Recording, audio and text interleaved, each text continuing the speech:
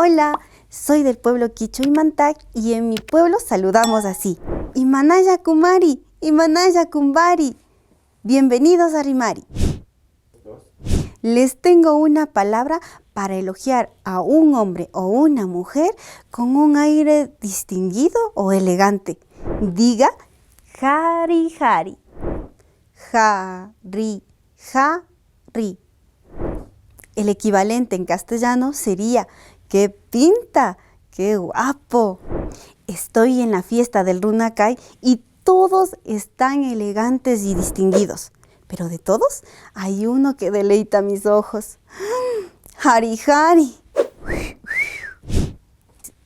Otra palabra que de seguro han escuchado es huyayay. Huyayay. Es una exclamación que usamos para expresar alegría, homenaje o fortaleza. Su equivalente en castellano sería ¡que viva!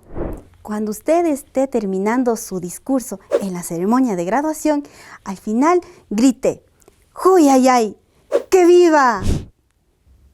Hemos llegado al final de nuestra 5ª temporada.